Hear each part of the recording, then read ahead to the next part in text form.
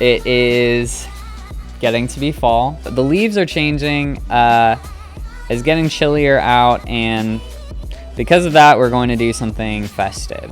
We will begin today making these little crocheted pumpkins, and luckily, if you've completed the practice activity from the last project, then you know everything that you need to know in order to complete this project. So for supplies, you're gonna need 40 yards of orange yarn, 3 yards of brown yarn, 5mm crochet hook, scissors, tapestry needle, potentially black felt if you're wanting to do a jack-o'-lantern, and then stuffing.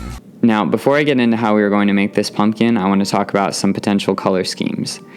You may consider making your pumpkin obviously orange, but you can do off-white or green as well. And all of these can work with a secondary stem color of brown or gray if you happen to have that, and all would be really good fall colors. Now, to be honest, I'm cool with you guys using whatever color you want, but like the embroidery project, if you want to make something other than the basic orange pumpkin with a brown stem or the other colors that I mentioned, you need to bring in those colors yourself. Those are just the ones that I'm going to provide. Some of you guys might also finish early and have a free day, thus giving you enough time to make an additional pumpkin, so you can do that as well. So whatever is your main color, you will begin by chaining 21. Add one more chain for the turning chain and do your first row single crocheting in each stitch.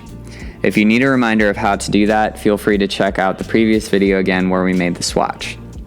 For row number 2, again, we start by chaining 1, turning the work, and going into that front loop only, and going all the way to the end. We will repeat this until you have done 38 rows total. I would recommend having a little piece of paper handy and keeping tally on that so that you remember which row you are on. When you're all finished, fasten off and leave a really long tail. If you want to know a more specific measurement than really long, I would say maybe about a foot long, and cut it there. So first things first, we sew up the stem.